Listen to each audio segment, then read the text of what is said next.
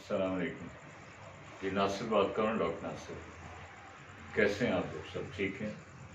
आज की ये वीडियो सिर्फ सीए के स्टूडेंट्स के लिए, और सीए के भी वो students who are going to appear in the coming exam, या आने वाले वक्त में भी जो एक फाइनल एग्जाम होता है। ठीक, इस वीडियो में मैं ज़्यादा तफसील में तो नहीं जाऊँगा। कोशिश ये करूँगा जितने भी आपके टॉपिक्स हैं जिनमें से पेपर आता है, जो मेन टॉपिक्स होते हैं, स्टूडेंट्स को ये है उन्होंने पूरी किताब पढ़ी होती है, उन्हें अंदाज़ा नहीं होता सवाल कहाँ से आता है, किस अंदाज से आता है। तो इसलिए हम 2-3 वीडियोस में इन तमाम जो है सारी किताब के टॉपिक्स को कवर करने की कोशिश करेंगे। आपको ज़ाहिर है एक हद तक तो तैयारी आपकी पहले ही होगी, लेकिन उसमें जो थोड़ा बहुत कन्फ्यूजन है, स्टूडेंट जो है चीज़ों को आंखें बंद करके रटता है, रटने की बात नहीं है। इसमें कुछ 5-7 मेन टॉपिक्स हैं जिसमें सारा पेपर आ रहा होता है, तो हम उसका अंदाज़ा करते हैं। तो हम बिस्मिल्लाह करते हैं। ये पहले हम यूनिवर्सल ऑफ कम्युनिकेशन की बात करते हैं। ठीक, आप सब जानते हैं यूनिवर्सल ऑफ कम्युनिकेशन से मुराद क्या है। कम्युनिकेशन के वो इंटीग्रल प्रिंसिपल जो कि हर कम्युनिकेशन का लाजमी हिस्सा है। ठीक, इसेंशियल पार्ट्स हैं ये। अब इसमें आपने पढ़ा ही होगा, इसमें जो मुख्तलिफ चीज़ें शामिल हैं। यूनिवर्सल में क्या कुछ शामिल है? इसमें पहली बात है सेंडर। ठीक, आपको पता है। सेंडर के बाद है एनकोडिंग। ठीक हो गया। एनकोडिंग के बाद है मैसेज। ये सारी चीज़ें आपने पढ़ी, मैं आपको सिर्फ बताऊंगा कि सवाल किस अंदाज से आता है। मैसेज के बाद है मीडियम। 5वें नंबर पर जाहिर है हमें रिसीवर चाहिए। छठी बात होगी डिकोडिंग। ठीक है, फिर आगे हो गया फीडबैक। ये जो मैंने चीज़ें लिखी हैं, ऊपर मैंने लिखा यूनिवर्सल, लेकिन अगर आप इन 5-6 चीज़ों को ले लें तो इनको हम यूनिवर्सल में शामिल करते ही करते हैं। लेकिन अगर आपसे कहते हैं कम्युनिकेशन के बेसिक स्टेप्स क्या हैं, तो ये 5-6 चीज़ें कम्युनिकेशन के स्टेप्स हैं। ठीक, जो भी यूनिवर्सल का बेस है। क्लियर? अब सेंडर आप सब समझते हैं, कोई भी मैसेज आपने भिजवाना है, क्योंकि बंदा या बंदी चाहिए उसको भिजवाने के लिए, तो सेंडर हो गया। अब अक्सर आपसे पूछे एनकोडिंग क्या होती है, तो एनकोडिंग का मतलब क्या है, या फिर दूसरा मार्केट। एनकोडिंग का मतलब है किसी चीज को काला बल, किसी चीज को कोड में डालना। यानी कि इससे मुराद क्या है? एनकोडिंग से मुराद है कि मतलब ये है give shape to a message, किसी मैसेज को शेप देना। ठीक, जैसे आपके जहन में ख्याल है, तो आप कहते हैं ख्याल तो है, लेकिन उसको थोड़ा सा उसकी फॉर्मुलेशन हो जाए, उसकी थोड़ी सी शक्ल बन जाए कि मैंने ये बात कहनी, ये एनकोडिंग है। तो आपसे अक्सर पूछते हैं एनकोडर क्या होता है, एनकोडिंग क्या होती है। सिंपल सी बात, जब आपने एक चीज़ को सोच लिया तो उसके बाद वो चीज़ बन गई, वो आपका मैसेज। सिंपल बात, मैसेज जब आपका बन गया तो उसको पहुंचाने के लिए आपको कोई जरिया चाहिए। हम कहते हैं मैसेज कैसे पहुंचाऊं, टेलीफोन के जरिए पहुंचाऊं, मेल करूं, फैक्स करूं, क्या करूं, तो वो आपका मीडियम। ठीक है, और जब आपने एक चीज़ आगे पहुंचाई तो जाहिर आगे कोई रिसीवर होना चाहिए जो उसको रिसीव करेगा। रिसीवर ने उस चीज़ को डिकोड करना है। वो अक्सर आपसे पूछते हैं what's meant by decoding. Decoding क्या है? तो इससे मुराद है understanding a message, understanding and interpreting a message, किसी मैसेज को समझना और उसमें से कोई मतलब निकालना, ये आपकी डिकोडिंग। ठीक है, और जाहिर है जब उसने एक चीज़ समझ ली है तो उसके बाद वो रिसीवर को थोड़ा सा फीडबैक देता है कि आपका मैसेज सही है, ये मुझे समझ आ गया नहीं।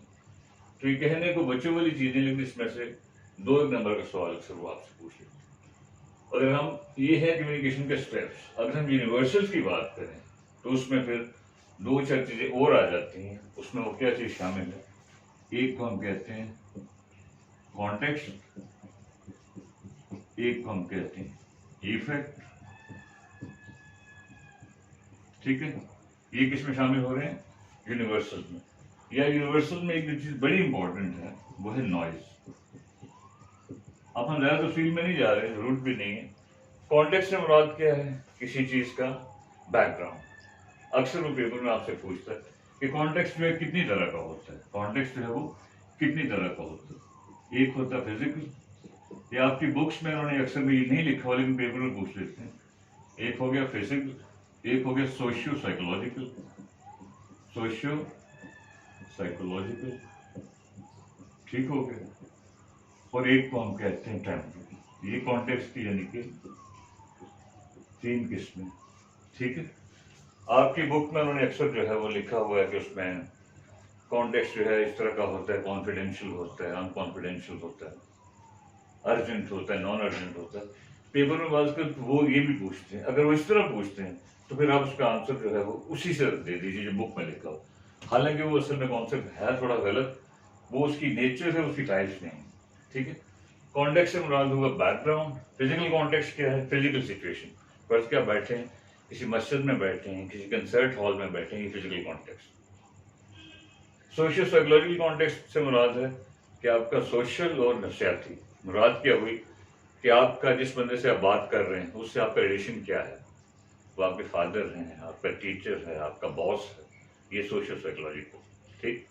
और टेम्परल कॉन्टेक्स्ट थोड़ा सा मुश्किल है। टेम्पर का मतलब होता है टाइम। टेम्परल कॉन्टेक्स्ट से मुराद ये होती है कि किसी सिचुएशन में कोई बात करना मुनासिब है कि नहीं, तो ये टेम्परल कॉन्टेक्स्ट है। फर्ज किया आप रात 2 बजे किसी को फोन करते सोचते नहीं यार इस टाइम फोन करना बनता नहीं है, ठीक, तो इसमें से वो कहीं ना कहीं आपसे पूछ सकता है। इफेक्ट से मुराद ये होती है कि जो भी आप किसी से बात करेंगे उसका कोई ना कोई इम्पैक्ट होना है। जैसे अक्सर कहा जाता है एवरी एक्शन है सॉर्ट ऑफ रिएक्शन, किस तरह कहा जाता है, हर कम्युनिकेशन का कुछ ना कुछ असर होता है, जल्दी या देर से हो, क्लियर। और नॉइज जो है ये एक यूनिवर्सल भी है, और ये यूनिवर्सल में से आम तौर पर जो है ना 3 से 4 नंबर का सवाल आपको पूछ लेते हैं किसी न किसी शक्ल में, ये मुफ्त के नंबर हैं। यूनिवर्सल से मुराद है इंटेग्रल प्रिंसिपल ऑफ कम्युनिकेशन, यानी कि कम्युनिकेशन के वो सुगुन जो कि इंतहाई लाजमी है, जिनके बारे हम चल नहीं सकते, ठीक। या तो आपसे इनमें से कुछ पूछ लेगा, कॉमन सेंस की बातें बंदा कर लेता है, लेकिन ज्यादातर सवाल वो आमतौर पर इसमें से पूछता है कि नॉइज चीज क्या है। नॉइज जो है वो आप सबने पढ़ा ही होगा कि नॉइज चीज क्या है, तो आप सबको पता है नॉइज से हम मुराद लेते हैं क्या, किसी भी मैसेज के ट्रांसफर होने के, मतलब आपने किसी को मैसेज दिए उसकी ट्रांसफर के प्रोसेस में जहां भी कोई रुकावट आ गई वो नॉइज, ठीक। यार कोई दूसरा वहां से वहां कर नॉइज में anything wrong in the transfer of a message, किसी मैसेज के ट्रांसफर होने के अमल में जो भी रुकावट है वो आपका नॉइज, ठीक हो गया।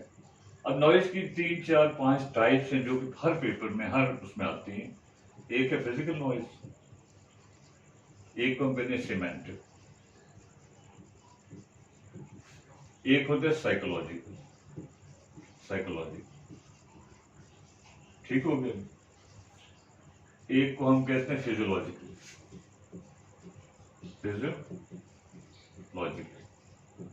और कभी कभी एक नॉइज होता है जो आमतौर पर पूछते नहीं, वो है इंटेलेक्चुअल नॉइज। इनमें से उसने कोई ना कोई चीज पूछनी और आमतौर पर इससे कभी कभी 5 नंबर तक का सवाल वो पूछ सकते हैं किसी न किसी शक्ल में। 2 अंदाज है, या तो इसकी डेफिनेशन पूछते हैं कि इसकी डेफिनेशन क्या है, या वो फर्स्ट की एक सिचुएशन देते हैं और बताते हैं, कहते हैं बताइए कौन सा नॉइज, ठीक। अब इसको समझना कोई मुश्किल नहीं है। फिजिकल नॉइज में कोई भी फिजिकल मसला, गाड़ी का शोर है, ठीक है, लोग बातें कर रहे हैं, स्प्लिट में से गड़बड़ होगी, फिजिकल नॉइज तो बड़ा क्लियर है। सिमेंटिक का लफ्जी मतलब है जिसका लफ्जों के मीनिंग से ताल्लुक, किसी भी वजह से मतलब आपको मैसेज का मतलब समझ नहीं आ रहा, उसमें हजारों बातें हो सकती हैं। जैर्गन का मसला हो सकता है कि टेक्निकल लैंग्वेज ही, कभी कभी यही पूछ लेते हैं कि जैर्गन चीज क्या है, टेक्निकल जुबान है, पहले पता नहीं क्या है, मुश्किल अल्फाज लिखे हुए हैं, स्पेलिंग की गलती है, किसी वजह से आपको मतलब समझ नहीं आ रहा, क्लियर।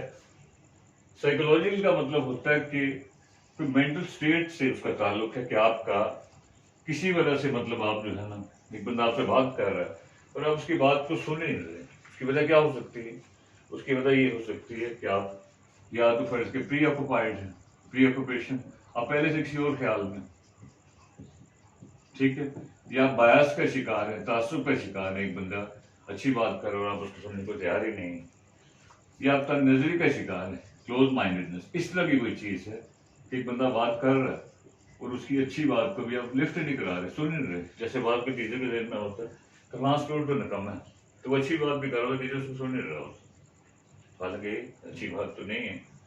आगे देखें, फिजियोलॉजिकल का लफ्जी मतलब है फंक्शन, लेकिन इसका ताल्लुक बॉडी के फंक्शन से है कि आपके सिस्टम में कोई खराबी है। फर्ज के पेट में दर्द हो रहा है, दांत में दर्द हो रहा है, कमर में कोई मसला हो रहा है, तो आप कहते हैं मुझे समझ ही नहीं आ रही। अगर फिजियोलॉजिकल नॉइज हो तो अक्सर आपको लेक्चर थोड़ी समझ नहीं आता। ठीक, इसका ताल्लुक है कोई भी पेन किसी भी अंदाज का। एक बंदे की फर्ज के टांग में दर्द हो रहा है, पेट में दर्द हो रहा है, आंख में कोई मसला है, तो ये फिजियोलॉजिकल नॉइज। या तो इसकी डेफिनेशन पूछ लेंगे या आपको ये बताएंगे जी एक स्टूडेंट है क्लास में बैठा हुआ और बार बार पेट पर हाथ रख रहा है और मतलब टीचरों से कह रहा है तुम क्या कर रहे हो, तो जवाब भी नहीं दे रहा, वो बस तो हाथ रखी जा रहा है, तो what sort of noise is noise. तो या तो उसको भी मतलब फनी खराबी है जो भी है, तो या फिर फिजियोलॉजिकल नॉइज है। ठीक है, इंटेलेक्चुअल नॉइज ये अक्सर पूछते नहीं, लेकिन इसका ताल्लुक ये इसके करीब की चीज़ है। इसका मतलब एक चीज़ समझने में मसला कोई नहीं, बात आपको पूरी समझ आ रही है फिर भी समझ नहीं आ रही। जैसे कुरान पाक की कोई आयत है, हम कहते हैं मैंने आयत पढ़ लिया, उसका तर्जमा पढ़ लिया, लेकिन मुझे फिर भी समझ नहीं आ रही अल्लाह ताला किस चीज़ का इशारा कर रहा है। ये इंटेलेक्चुअल नॉइज। इंटेलेक्ट का मतलब जो होता है क्लियर। तो नॉइज में से उन्होंने कहीं ना कहीं से सवाल पूछ लिया। अब अक्सर एक और सवाल जो पूछते हैं वो है, वो कहते हैं डिस्टॉर्शन क्या होती है। डिस्टॉर्शन ये नॉइज से मिलती जुलती एक चीज़ है। अब इसमें आपने ख्याल ये रखना है डिस्टॉर्शन का जो असल मतलब है वो तो ये है कि जो ओरिजिनल मैसेज है, फर्ज के मैंने किसी को मैसेज देना है, उस मैसेज में मुझसे भी गड़बड़ हो गई, मैंने लिखना कुछ था लिख कुछ थी। डिस्टॉर्शन असल में ये होती है something wrong with the very original message. ठीक, लेकिन चूंकि अक्सर बुक्स में इसको इस तरह नहीं लिखा हुआ, वो इसको कहते हैं कि कोई गड़बड़ हो जाए या तो ओरिजिनल मैसेज में या रिसीवर को उसको अंडरस्टैंड करने में कोई मसला हो, उसको डिस्टॉर्शन कहते हैं। तो एग्जाम में आपने देख लेना है, अगर वो ये एग्जैक्ट बात कर रहा है तो ये आंसर है, अगर इस तरफ नहीं आ रहा वो कह रहा है कि मतलब उसमें रिसीवर भी अगर एक चीज़ को इंटरप्रेट करने में उसको मसला हो तो ये डिस्टॉर्शन है। ठीक है, गो फॉर दैट, तो उसको कर लें। हालांकि ये बात थोड़ी सी लॉजिकल है, उसकी वजह ये कि जब आपने एक चीज़ आगे भिजवा दी, उसके बाद अगर उसमें कोई भी गड़बड़ होगी वो डिस्टॉर्शन नहीं हो सकती, वो नॉइज की भी शक्ल होगी। Clear sir? अगर बहुत क्वेश्चन है, दोनों आंसर है, उस दोनों नहीं हो सकते। उसमें ये अगर कोई सही पेपर बनाने वाला है तो वो तो फिर ये बात कहेगा डिस्टॉर्शन ओरिजिनल मैसेज में होती है। ठीक है, लेकिन याद उसने इस चीज़ को छेड़ा नहीं होगा। अगर किसी ने बिल्कुल किताबी स्टाइल अपनाया तो फिर आप वो बात कर लें कि मतलब ओरिजिनल मैसेज में कोई मसला है या रिसीवर एक चीज़ को जैसे बुक्स में अक्सर लिखा मिस इंटरप्रेट करता है, तो गो फॉर दैट, मजबूरी है हमारी। ठीक हो गया। तो ये एक्सियम का इसका यूनिवर्सल का हल्का सा खाका था, और मैंने गुजारिश की इसमें से नॉइज में से 4-5 सवाल किसने की शक्ल में आ जाते। ठीक हो, पर्चा वास करना इतना मुश्किल नहीं होता जितना हमने बनाया हुआ। उसकी वजह ये है कि हम चीज़ों को रट्टा लगा के चले जाते हैं, पूरा चैप्टर पढ़ा होता है पता नहीं होता पढ़ा हुआ क्या। अब इसी में कम्युनिकेशन प्रोसेस में जो आपका एक और टॉपिक है जिसमें से 3-4 नंबर का सवाल उन्होंने उठाना ही उठाना होता है, वो क्या है, उसका नाम है जी एक्शन। ठीक है, एक्शन मतलब कम्युनिकेशन। आपने देखिए, आपने ये नहीं करना कि आपने एक एक किताब का एक एक लफ्ज कुरान की आयत समझ के पढ़ना, उसका फायदा कोई नहीं होता। 5-7 मेन टॉपिक्स होते हैं, उसमें उसकी रूह होती है, अब उन टॉपिक्स को समझने की कोशिश करें। एक्शन में कम्युनिकेशन से क्या मुराद है, ये यूनिवर्सल के करीब की चीज है, लेकिन वो आपसे पूछ सकता है कि यूनिवर्सल इसमें फर्क क्या है। तो एक्शन 2 कम्युनिकेशन के असूल हैं जो कि हमेशा तो नहीं होते, तकरीबन हमेशा होते हैं। बात समझ आ रही है, यूनिवर्सल चीज हमेशा होगी, एक्शन में है वो ऑलमोस्ट ऑलवेज। मैं इसकी सिंपल सी मिसाल दिया करता हूँ। यूनिवर्सल जैसे पुरानी आयात हैं और एक्शन जो हदीस, समझने की बात कर रहा हूँ। और एक्शन में उसने कोई ना कोई एक्शन 3 से 4 नंबर का सवाल उसने पूछना ही पूछना। अब इसमें एक्शन कौन कौन से हैं आपने सब में पढ़ा ही होगा। एक है रिवर्सिबिलिटी, इरिवर्सिबिलिटी, ठीक हो गया। एक है इनएविटेबिलिटी, इनएविटेबिलिटी, ठीक हो गया। एक है पंक्चुएशन, जी। और कौन से एक्शन में, digital and analogical, digital analogical, digital and analogical, और सिमेट्रिक और complementary, symmetrical and complementary, symmetrical and complementary, complementary आप सबने बुक में पढ़ा ही होगा, बस सिर्फ एक और मैं खाका देने की कोशिश कर रहा हूँ। कॉम्प्लीमेंट्री जी, एक लिहाज से रिलेशनशिप, और कौन सा रहेगा इसमें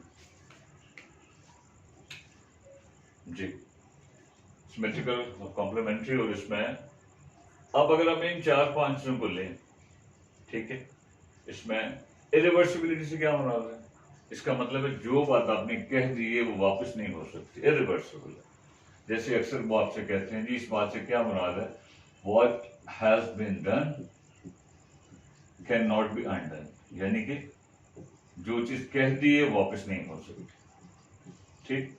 अब पेपर में इसमें होता क्या है, वो कहते हैं रिवर्सिबिलिटी की ये डेफिनेशन है, what has been done can not be undone. Student कहता है हाँ जी ठीक है। पेपर में बस इस बात का ख्याल रखना, पेपर में आई कैचर्स बहुत होते हैं। आई कैचर हम किसी ऐसे क्वेश्चन को कहते हैं जो कि देखने में सही हो लेकिन असल में गलत हो। देखने में आपके यार ये आंसर ठीक है, लेकिन फर्स्ट के ये लिखा है what has been done can not be undone. Student कहते हैं ये इसका 100% आंसर है, हालांकि नहीं। इरिवर्सिबिलिटी की सही डेफिनेशन ये है कि जो कह दिया है वापस नहीं हो सकता, इसलिए हमें कम्युनिकेशन में, और जो हमने कह दिया उसको जो हम वापस नहीं कर सकते, हम उसको थोड़ा सा सॉफ्ट कर सकते हैं, जैसे कि इससे माजूद कर ले कि यार गलती हो। इसलिए कहा जाता है कम्युनिकेशन में आपने बड़ा एहतियात की जरूरत है। ये डेफिनेशन पूरी यूं बनती है, what has been done can not be undone, that can at the maximum be soften, so we need to be very careful. ये इसकी तो होता है कि स्टूडेंट जब ये देखता है कि अनडन तो जी यही आंसर है, वो ये नहीं देखता नीचे उससे बेटर ऑप्शन मौजूद, ठीक है, ये सिंपल है। इनएविटेबिलिटी का लफ्ज़ी मतलब ही है अनअवॉइडेबिलिटी, अनअवॉइडेबिलिटी, इस सारे लफ्ज़ का बुनियादी मकसद ये है अनअवॉइडेबिलिटी। इसका मतलब क्या हो कि कम्युनिकेशन प्रोसेस जो है ये अनअवॉइडेबल है, इसने रुकना नहीं है, इसने होना ही होना है। अगर आप इससे बात कर रहे हैं फिर भी हो रहा है, और इसमें ज़्यादा जो है ना ये चीज़ आती है इसमें अनअवॉइडेबल में, नॉन वर्बल जो इसका कम्युनिकेशन है। फिर आप कह रहे हैं वो तो कह ही रहे हैं, लेकिन हो सकता है एक बंदा आपने उससे बात की, उसने आगे से कोई जवाब नहीं दिया, तो फिर भी उसने कम्युनिकेट कर दी है। आपने भी उसकी मतलब शक्ल देख के आगे से लिफ्ट नहीं करवाई, आपने भी कह दिया। इसका कम्युनिकेशन में रिस्पॉन्स दे के भी होना है, और लैक ऑफ रिस्पॉन्स कहा जाता है, ये भी बताते कोई रिस्पॉन्स है। इसका मतलब इनएविटेबिलिटी का वो आपसे सिचुएशन इस तरह पूछता है एग्जाम में, एक फर्ज के क्लास हो रही है, उसमें सारे स्टूडेंट लेक्चर सुन रहे हैं, बीच में फर्ज के अदील नाम का एक लड़का है, तो वो कोने में बैठा पबजी खेल रहा है, जिस पर जब बैन नहीं लगी थी, ठीक है, तो मतलब उसे कोई दिलचस्पी नहीं है, एक्सप्रेशन लेस है, और जैसे ये है कि उसको समझ ही नहीं आ रही, तो वो कम्युनिकेट कर रहा है कि मुझे कुछ समझ नहीं आ रही, और टीचर फर्ज के देखने के बाद भी कहता है यार ठीक है तुम लगे रहो, मैं कौन सा पढ़ा रहा हूँ, तो उसने भी कम्युनिकेट कर दिया कि इट्स ओके। तो इनएविटेबिलिटी का मतलब है कम्युनिकेशन प्रोसेस में होना ही होना है हर हाल में, ठीक। पंक्चुएशन का प्रोसेस क्या है, ये टॉपिक थोड़ा सा मुश्किल है। इसमें दो चीजें, एक स्टिमुलस और एक रिस्पॉन्स, ये दो चीजें जो इसमें आती हैं। स्टिमुलस से मुराद आप समझ लें एक चीज की वजह, कॉज, और रिस्पॉन्स से मुराद उसका रिएक्शन। और इसका मेन थीम ये है कि वो कहा जाता है कि जब आप कम्युनिकेट करते हैं तो कम्युनिकेशन जो है कहा जाता है कि क्या है, एक सर्कुलर प्रोसेस, ये लीनियर नहीं है। लीनियर से मुराद है एक लाइन में, जैसे मैंने आपसे बात की, आपने बात सुनी फिर जवाब दिया, ये लीनियर कम्युनिकेशन। और सर्कुलर ये है कि एक बंदे ने बात की, दूसरे उसकी बात बीच में काट के अपनी बात सुना दी, तीसरा वो बीच में बोल पड़ा। प्रैक्टिकल लाइफ में ऐसे ही होता है ना। तो पंक्चुएशन का कॉन्सेप्ट है कि स्टिमुलस और रिस्पॉन्स जो है, कॉज और रिस्पॉन्स, ये फैसला करना बड़ा मुश्किल हो जाता है कि कौन सी चीज वजह है और कौन सी चीज रिस्पॉन्स। बात समझ आ रही? अक्सर मिसाल दी जाती है कि फर्ज किया कि आप किसी को थप्पड़ मारते हैं तो वो आपको गालियां देता है, उससे कोई पूछता है कि भाई आपने क्यों थप्पड़ मारा, तो वो क्या कहेगा, वो कहेगा जी मतलब ये है कि फर्ज किया मैं आपको थप्पड़ मारता हूँ, आप मुझे गालियां देते हैं। मुझसे कोई पूछता कि भाई क्यों थप्पड़ मारा, मैं कहूँगा ये गालियां दे रहा था इसलिए थप्पड़ मारा। तो मेरे नजदीक स्टिमुलस क्या है, गालियां, अब्यूसिव लैंग्वेज।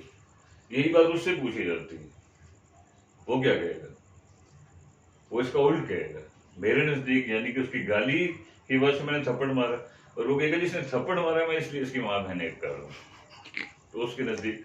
तो इसका मतलब it is very difficult to decide कि कौन सी चीज वजह है और कौन सी। कोई लड़ाई हो रही है तो कभी पता चलता है कौन सा कॉज और कौन सा रिएक्शन है। तो इसलिए कहा जाता है कि कम्युनिकेशन में ये बड़ा कॉम्प्लिकेटेड प्रोसेस है। वजह और रिस्पॉन्स का फैसला करना बड़ा मुश्किल है। अक्सर बुक्स में एक मिसाल दी हुई है कि फर्ज किया जी बंदा जो है वो शराबी है, बीवी फ्लर्ट है, तो बंदे से पूछा था कि शराब क्यों पीती हो? कहता जी मेरी बीवी चूंकि बड़ी इस तरह की, इसलिए मैं तंग आके शराब पी रहा हूँ। तो उसके नज़दीक शराब जो है वो क्या है? स्टिमुलस है कि रिस्पॉन्स? इस बंदे के नज़दीक शराब रिस्पॉन्स है और स्टिमुलस क्या है? बीवी का फिलेंडर करना या आवारा होना। बीवी से पूछा जी वो क्या कहती? उसके नज़दीक शराब स्टिमुलस है और रिस्पॉन्स है उसकी वो फ्लर्ट करना रिस्पॉन्स है। तो इसलिए उन अपनी अपनी परसेप्शन का जिक्र आ जाता है। डिजिटल एनालॉजिकल जो है ये अक्सर जगह पर नहीं दी हो। इससे मुराद क्या है? डिजिटल कम्युनिकेशन से मुराद है जो आपके अल्फाज हैं, वर्ड्स हैं, या जो कुछ स्पेसिफिक जेस्चर्स हैं। ठीक, कोई भी अल्फाज से जो कम्युनिकेट करते हैं वो भी डिजिटल में आता है, और जो कोई मुख्तलिफ जो साइंस बनाते हैं आप अर्ज किया, ठीक है ना, अक्सर उसमें विक्ट्री के साइन की मिसाल है, ये क्या शो करता है? ये डिजिटल कम्युनिकेशन। एनालॉजिकल थोड़ा सा मुश्किल है। इसका मतलब है कि कोई भी जो एक्शन है, कोई भी एक्शन वो एक लिहाज से क्या शो करता है। एक्शन जो है उसकी वजह से आपके जहन में क्या मतलब एक चीज पैदा होती है किसी एक्शन का।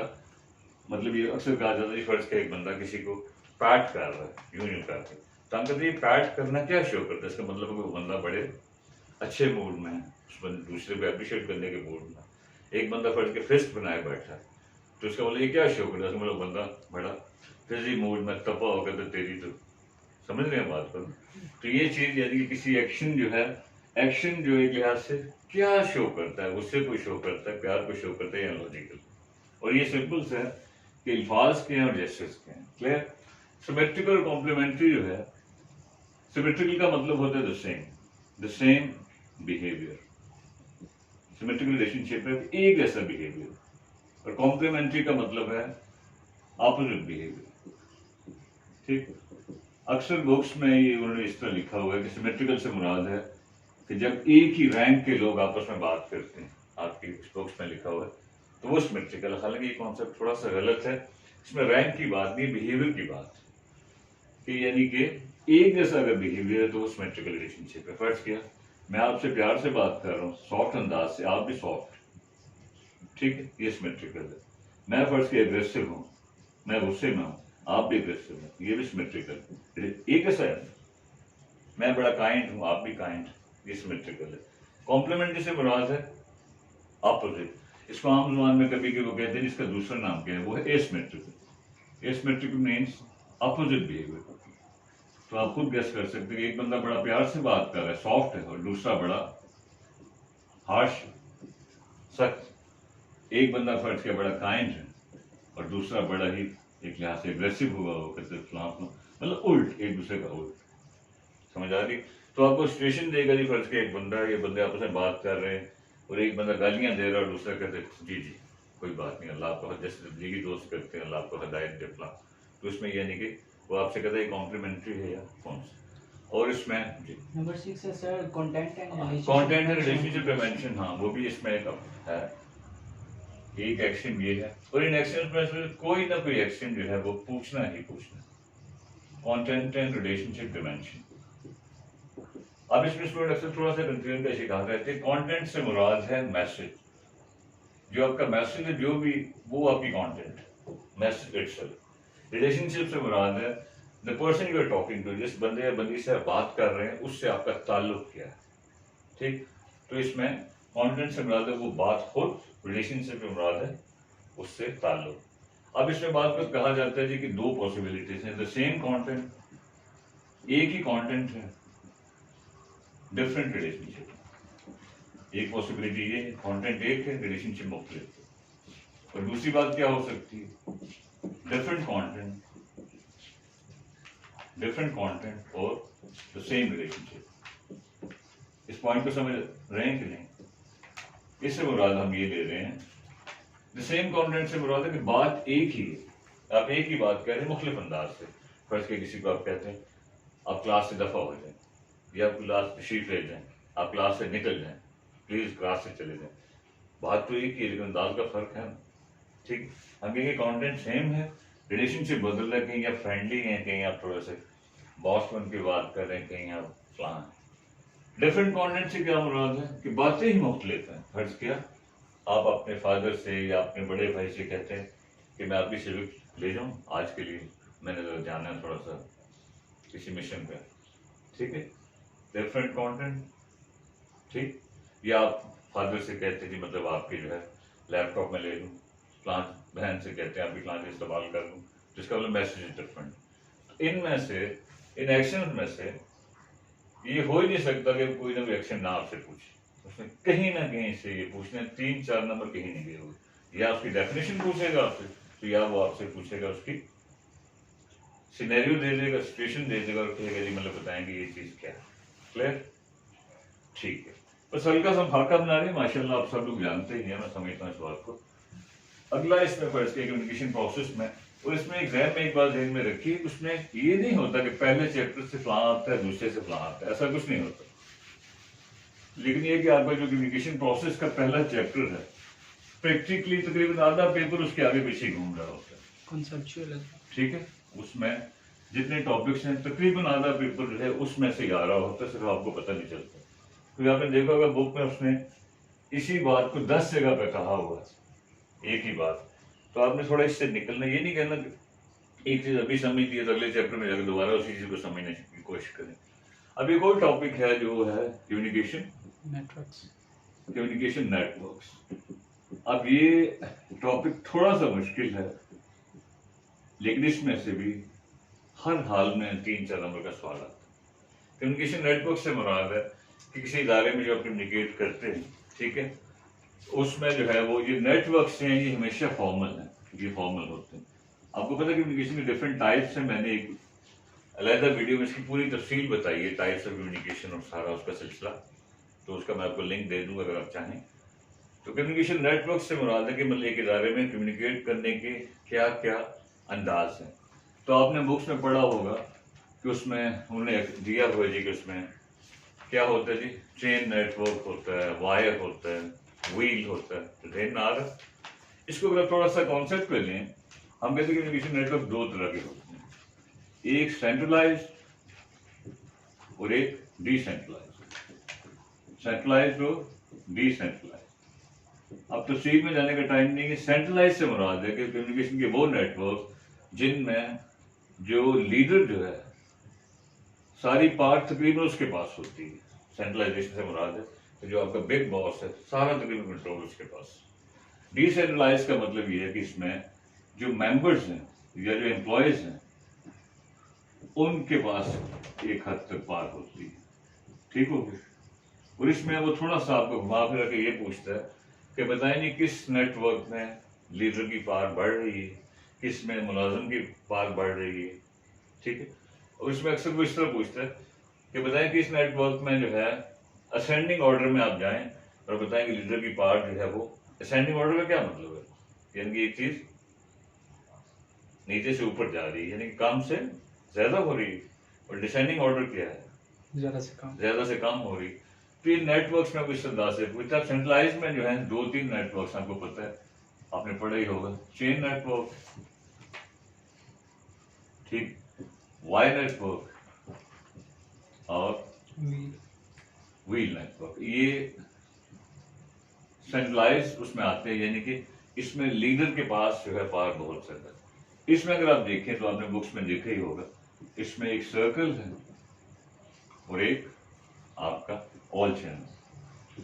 तो क्वेश्चन वो आपसे कैसे पूछता है, तो कभी पूछेगा कि बताएं किस नेटवर्क में लीडर की पावर सबसे ज्यादा होती है, किस में लीडर की पावर सबसे कम होती है, या किस नेटवर्क में लीडर की पावर असेंड कर रही है, किस में डिसेंड कर रही है। इस तरह वहां पर आगे सवाल करता है, लेकिन आपको ये पता होना चाहिए कि नेटवर्क की फर्क है। सॉरी, चेन नेटवर्क जो है इसमें ये है जैसे एक चेन चलती है, ठीक है, ऊपर से बात शुरू हुई, फर्ज के एमडी से बात शुरू हुई, जीएम के पास गई, जीएम से मैनेजर के पास गई, मैनेजर से सुपरवाइजर के पास गई, तो एक पूरा चेन है, जैसे चेन ऑफ कमांड आपको पता है कि ऊपर से नीचे।